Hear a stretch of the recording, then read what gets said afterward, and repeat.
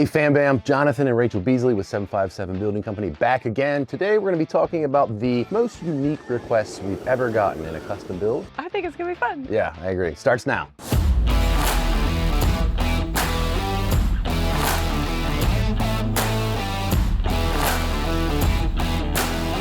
I know I've got a couple humdingers, but ladies first? Question mark? Of course. Not that I'm hating on blue, because I do love blue. We had a client one time, and I swear the shade of blue they picked was like Smurf Blue. Their entire interior of their home. I mean, they were dedicated to that blue, and you know what?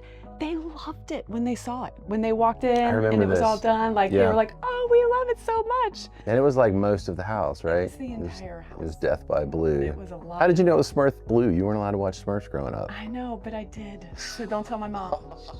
Neither was I. It's a weird like 80s Jesus movement Christian thing. No Smurfs, boo. But they were kind of cute. I'll see your Smurf Blue and I will raise you Crazy Cat Lady. Oh, I remember. Yeah, actually, I shouldn't even say crazy, to be honest. Like, She wasn't crazy. These are people's homes. She was awesome. She was a riot, actually. But as our esteemed colleague, Dylan McClung, said, dog people, like a good solid dog person has like 4 or 5 dogs, but like cat people are not afraid to go all the way, which is what she did. She had 13 cats and she needed a 3-bedroom house. Yep, it was her and her husband. Primary suite, no kids. They needed a primary suite, a guest room, and a cat room. Yeah, and they literally had a catwalk, and we had to design these like little bridges that the cats would walk across. And I think that the cat room was as big as their primary. It was nice. So that was fun. With us both being allergic to cats, we were glad to hand them the keys and just next time we visited, meet them on the front porch and say, congratulations, we avoided the cat house. But yeah, that one was fun. I will give you an honorable mention. This wasn't a new construction, but this was actually, remember during COVID when we were looking for a house and there was that like waterfront, like that 7,000 square foot house in Churchland on the water that like I was like in love with. Didn't work out. The appraiser didn't count the pool rooms. It had a 3,000 square foot indoor pool room that was climate controlled, but the appraiser did not count it as like livable square footage. So the appraisal came in low and like the numbers didn't work out. We just had to say goodbye. But they had this like 20 by 20 room that had one-way see-through glass. It was like a mirror on one side and just like it's kind of creepy. See-through glass on the other. Just saying. Yeah, so we had some theories on what was going on. It turned out that the dude that had owned that house previously owned like a chain of strip clubs in the area. So I'm glad we didn't buy that house. Yeah, it's true. You're right. But creepy the waterfront view was just beautiful. so sick. It was I just couldn't get it over. And it had a balcony over, like this huge overlooking balcony of the indoor pool. So I was like, we could put a zip line and jump into the pool. We're actually doing this right now, which is kind of cool. We have clients, they have dogs, and instead of just having like a normal mudroom, like through the garage or whatever, they actually are making a wet mudroom. So we're putting a drain in the floor, tile, like 3 feet up the walls, and like a shower handle. So it's gonna be kind of cool. Shower handle.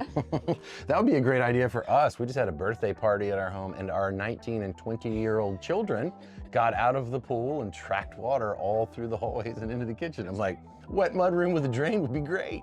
I have one last one, and this one's just funny because of the relative expense of what they asked for relative to their actual home price. Now this is like, we're going back like 2016, 2017. Okay. They're building a $300,000 new construction home. So those like don't really exist anymore. So it might be like $550 now. Yeah, exactly. But she wanted a basketball court. I was like a little shocked at first because I'm like just quick Google, so like we had never built an outdoor basketball court. That's pretty cool.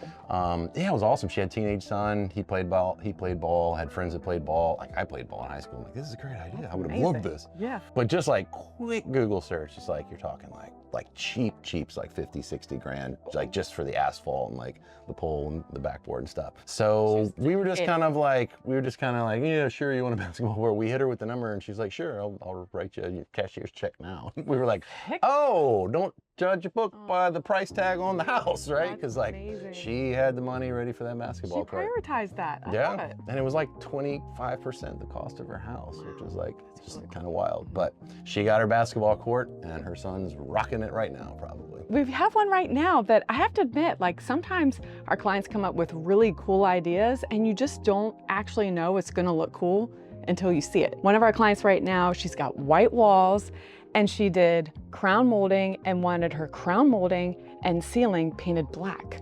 Oh yeah. The rooms, and it is. It looks super sharp. It's so cool. So good. Super sharp. It's Yeah. really cool. I think like the most fun part about this, like I use the term when people ask me what I do for a living, I sort of jokingly but seriously say I help people live more inspired lives. And this is kind of why, right? Yes, we build homes for a living. It's new construction. Don't take yourself too seriously. But when you actually connect with these people and you figuring out like how they're utilizing space and who they're utilizing it for, and like these different, like, you know, cat lady loved these cats. She didn't have children. This was her family. These were her loved ones. And so we kind of lightheartedly tease it, but like it's so fun and so rewarding to get to build homes for people that dream so big and are so like specific in their design. That's the rewarding aspect of building homes, is seeing people utilize the space, design it for their family, and like just know that you built something totally unique for that person and they're going to make 25 years worth of memories in that home. It is probably one of the most rewarding things, knowing we are helping people build a home that they're going to build memories in for years and years, maybe even the rest of their lives. Like some of the homes we build are their forever homes, and it's just really awesome to know and get to know our clients and know how they're going to live their life there. Like they can't wait to have the grandkids over, or they can't wait to see the kids, you know, fall in love with their bedrooms, whatever it may be. It's just super rewarding to know that we're building homes for people and they're going to live a better life in the home that we're building because they got to be a part of it. It's kind of neat. It started with us building our own first personal home. Like the first time that we built a home for ourselves was life-changing, and it sort of painted the way that we wanted to approach business and real estate moving forward. So fast forward however many years since that was, our company mission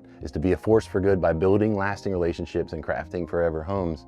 The building lasting relationships part, yes, is our company to our clients, but also our clients to their family. Like we are helping them build lasting relationships. So with that said, we're Jonathan and Rachel Beasley, 757 Building Company, your premier custom barndominium builder in Hampton Roads. Yeah. Signing off. See you next week.